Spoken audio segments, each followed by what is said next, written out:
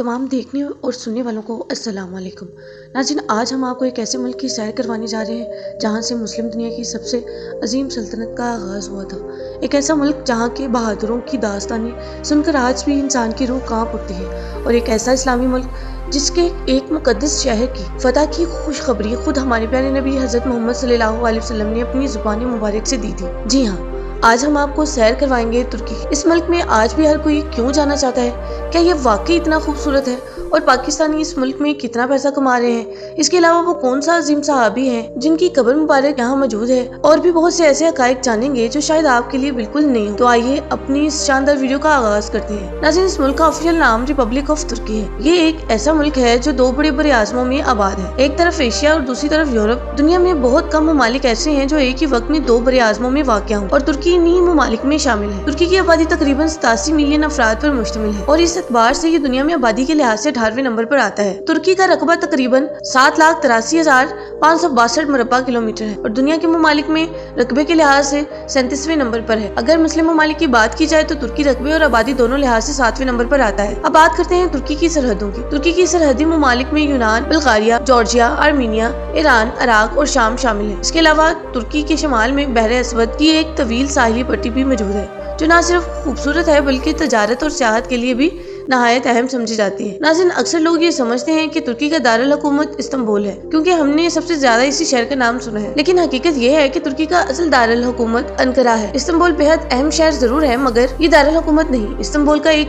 मशहूर मकाम ग्रैंड बाजार है, जो दुनिया के कदीम तरीन और सबसे बड़े बाजारों में शुमार होता है। यहाँ 4000 से ज्यादा दुकानें हैं और तकरीबन 25,000 लोग काम करते हैं। यहाँ से कपड़े, सोने के जेवरात, कालीन और तुर्की की बहुत सी मशहूर अशिया खरीदी जा सकती। नाज़रीन, तुर्की की 99% आबादी मुसलमान है, जबकि थोड़ी तादाद में ईसाई, यहूदी और दीगर मज़ाहिब के लोग भी आबाद हैं। लेकिन जैसे ही आप इस्तांबुल में कदम रखते हैं तो यूँ महसूस होता है जैसे आप यूरोप में आ गए हो। हर तरफ यूरोपी तर्ज जिंदगी और सकाफत दिखाई देती है। सवाल ये है कि आखिर ऐसा क्यों है? इसकी सबसे बड़ी वजह बास्फोरस है। ये समंदर की एक लकीर है जो इस्तांबुल को दो हिस्सों में तकसीम करती है, एक हिस्सा यूरोप में और दूसरा एशिया में। ये दुनिया का वह शहर है जो एक वक्त दो बड़े आज़मों में वाक़या है। यहाँ समंदर में कश्ती की सैर जिंदगी का एक शानदार तजुर्बा है। दरमियान में चलती कश्तियाँ, एक तरफ कदीम मोहल्ले और दूसरी तरफ जदीद इमारतें। ये मंजर वाकई दिल को छू लेने वाला होता है। नाज़रीन, तुर्की की गलियों में घूमते हुए आपको हर जगह मजेदार खानों के रेस्टोरेंट्स नजर आएंगे। खासतौर पे तुर्किश नाश्ता दुनिया भर में बेहद मशहूर है। अगर आप में से किसी ने ये नाश्ता किया हो तो कमेंट में जरूर बताएं कि आखिर इसमें ऐसा क्या खास है जो इसे दुनिया के दीगर नाश्ते से मुनफरिद बनाता है। अब आते हैं एक नहायत अहम बात की तरफ। क्या आप जानते हैं कि हजरत अबू अयूब अंसारी रज़ी अल्लाह ताला अन्हु, जो रसूलुल्लाह सल्लल्लाहु अलैहि वसल्लम के करीबी सहाबी थे और जिन्हें मदीना मुनव्वरा में हुजूर सल्लल्लाहु अलैहि वसल्लम की मेजबानी का शर्फ हासिल हुआ, इस्लाम की तबलीग के लिए इस्तांबुल आए और वहीं वफात पाई। इनका मज़ार अयूब सुल्तान के नाम से मशहूर है और इस्तांबुल के इलाके अयूब में वाक़या है। ये मुसलमानों के लिए एक नहायत मुकद्दस मकाम है जहाँ हर साल लाखों लोग ज़ियारत के लिए आते हैं। इसी तरह उस्मानी सल्तनत के अजीम हुक्मरानों में से एक सुल्तान सुलेमान अव्वल थे, जिन्हें सुलेमान द ग्रेट भी कहा जाता है। इनके दौरे हुकूमत में उस्मानी सल्तनत बेहद वसी और मजबूत हुई। इनका मकबरा भी इस्तांबुल में सुलेमानी मस्जिद के अहाते में मौजूद है। ये मस्जिद अपनी शानदार तामीर और खूबसूरती के बायस दुनिया भर के लोगों को अपनी तरफ खींचती है। नाज़रीन, आपने मौलाना जलालुद्दीन रूमी का नाम जरूर सुना होगा। वो इस्लाम के अजीम सूफी शायर थे। इनकी कब्र तुर्की के शहर कुन्या में वाक़या है। ये मकाम दुनिया भर के सूफी अकीदतमंदों के लिए मुकद्दस हैसियत रखता है। मौलाना रूमी की तालीमात आज भी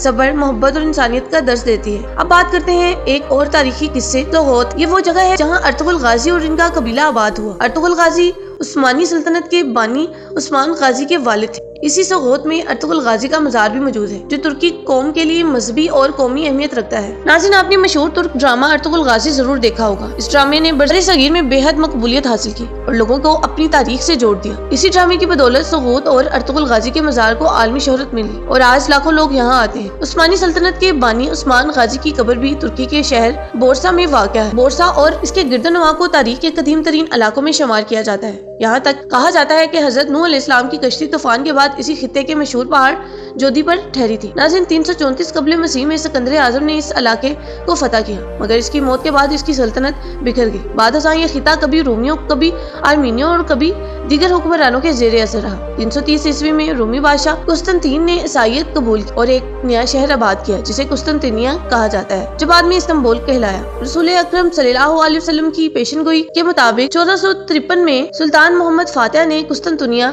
فتح کیا اور یوں یہ شہر اسلام کا روشن مرکز بن گیا۔ آج یہی شہر استنبول کے نام سے جانا جاتا ہے۔ ترکی میں تقریباً 90,000 مساجد موجود ہیں۔ ان میں سے مشہور آیا صوفیہ ہے جو تقریباً 1500 سال پرانی عمارت ہے۔